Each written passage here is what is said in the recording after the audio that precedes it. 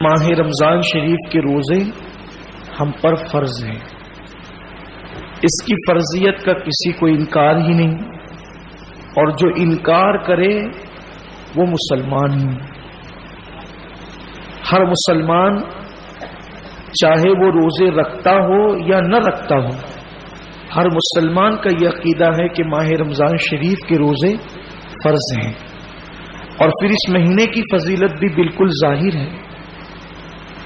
کہ اللہ کے حبیب صلی اللہ علیہ وآلہ وسلم نے فرمایا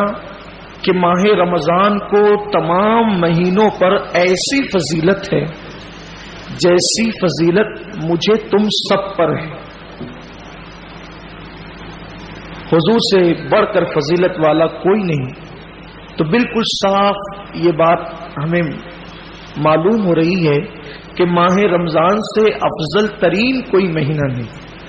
بلکہ اس ماہ مبارک کے بارے میں تو یہ بھی کہا گیا کہ یہ مت کہو کہ رمضان آیا اور رمضان چلا گیا، رمضان میں یہ کریں گے، رمضان میں وہ کریں گے، بلکہ یہ کہو کہ ماہ رمضان آیا، ماہ رمضان گیا، رمضان المبارک میں ایسا ہوا، یعنی اس کا نام ایسے ہی مت لو کہ رمضان آیا رمضان ہے، اس کا نام احترام سے ماہ رمضان آیا، رمضان المبارک آیا، رمضان کریم آیا، یعنی اس کا ادب اللہ کے حبیب صلی اللہ علیہ وآلہ وسلم نے، صحابہ نے اور امت کے اکابرین نے ہمیں سکھایا۔ اور پھر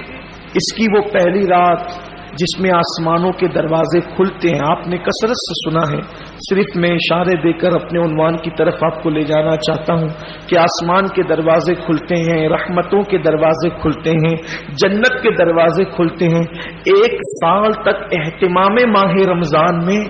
ماہ رمضان کے اہتمام میں ایک سال تک جنت کو سجایا جاتا ہے،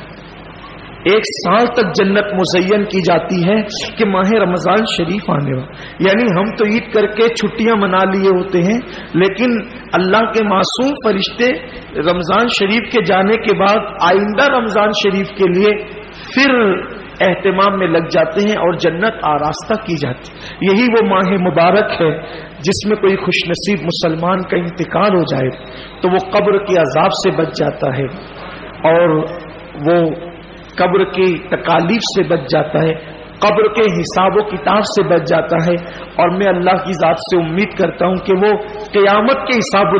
کتاب سے بھی محفوظ ہو جائے کہ جو اس ماہ مبارک میں انتقال کرے۔ اب بتائیں، جب اس ماہ مبارک کی برکتیں ہیں کہ اگر کوئی نفل پڑے تو فرض کا ثواب ملے،